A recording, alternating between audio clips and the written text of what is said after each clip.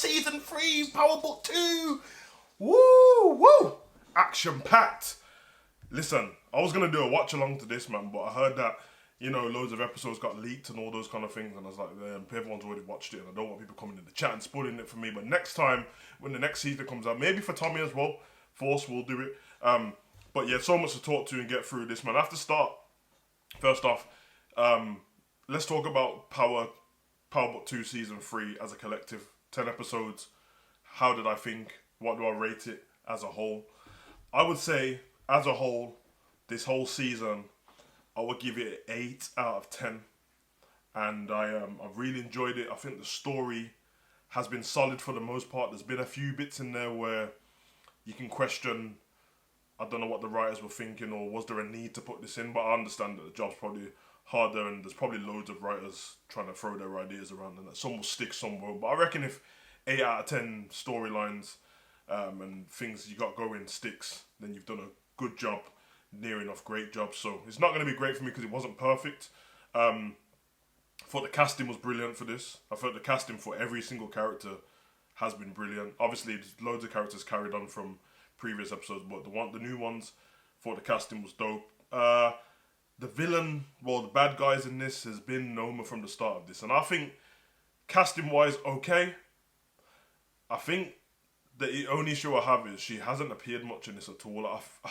Apart from the first 2 episodes, maybe, and then the Italy episode in Rome, and then the last episode we just watched, we saw her right-hand man more than her, which I guess it happens every now and again, but we're not really used to seeing that in Power. When we had Milan, we had him all the way through. When we had Lobos, we had him all the way through as well. So, but hey, that's how it goes, man. You can't please everybody, and the please me best of parts here. So, taking off for the last one, obviously, Tariq got gun bucked in the last one, got knocked out. Tommy took Tasha. In this one, we get a few flashbacks to reveal what happened prior, and one of the flashbacks we got was Tommy pulls up to Tariq when Tariq's on the way to, get Monet because obviously she snitched. And he basically tells her, like, the mom, Tasha and Tommy they hashed it out, their family again. It was a little bit cheesy because when it showed the flashback, this whole conversation was in the space of Tariq being on the floor, the Whitsett police officer being shot, and the police being on the way. So I thought it was a bit cheesy that they had that conversation. You didn't actually see Tasha leave the house, but Tommy said she was safe. Tommy also went back to Chicago and told Tariq gave him a bit of a speech about you have to be all in or out. You have to choose to be gangster or be a civilian. And then he said, it's not my war I'm going, which is a bit unlike Tommy, but we'll take that one. You know what I mean? So, obviously, Monet and Kane carried on working together pretty much, whereas Drew and, Zesty Drew and Diana really want to get their own back on Monet. So, they've hatched a plan to get rid of her pretty much.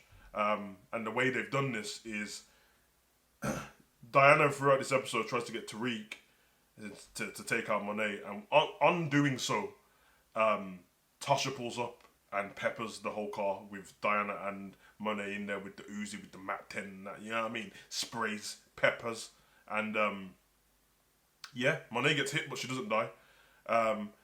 When Kane asks who done it, Diana's supposed to say that she don't know who the hitter was, and she blames it on Tariq, because prior to the plan that her and Tariq made, it showed a flashback from a previous episode, when they found out about their dad dying, and Drew and Diana made a plan there. Again, I think the choice of when they made that plan, because it was a flashback, I think it was very silly, because that plan was hatched on them walking out the house from finding out their mom had just murdered their dad. Nobody was being in that right state of mind to make a plan that detailed, but they did. So now there's a war between, Tariq and the Tejadas, because obviously Drew and Diana know that it wasn't Tariq. Kane doesn't, but now he thinks he is. Effie gets released from prison in this, and Tariq kind of just says, like, listen, whatever, Lauren's gone now. She didn't go to court. She's gone with her family. And it made it seem like Effie was gone from that. She was done now. She's going to walk off and live her own life. So on this, Tariq goes to meet Noma to say that he wants to work hand in hand with her, probably to get some protection from Monet as well. And then we get Monet comes out. Well, Monet's in hospital. We get Kane coming out the back. Diana and Drew all pointing guns at him. And then, Noma basically signals that, yeah, it's cool, kill him. And just as Kane's about to shoot him, the lights go off. Brayden, who would give up the life about 20 minutes ago, before this, and told Tariq he doesn't want anything to do with this life anymore after having a conversation with Kiki. Tariq and Brayden go full Tommy and Ghost with the handguns, and it's great to see. I did like that part, to be fair, because it just shoots. I think I knew while I was watching it that Brayden's not just going to turn his back on Tariq and the life. That Tariq's his family now, because the Westerns ain't really interested. So I thought that was cold. It does finish with them two driving off into the distance, and Tariq says, I think we've got a war on our hands now. And we find out that the reason why Brayden knew is because Obi, the right-hand man of Noma, which I told you guys in the beginning he was going to either die or turn on her, because he seemed like he was in love with her the whole time. She actually cut his face in this episode for him questioning her back at some point. Because Tariq getting the green cards for his family, bringing them to the United States, he gave Brayden the drop and told him that they're about to kill him. So I'm sure when the next season starts, Obi's either going to have to work with Tariq or they're going to kill him. So it's going to be very interesting to see what happens going forward. A few other things in this episode. Kane was acting like a simp over Effie again.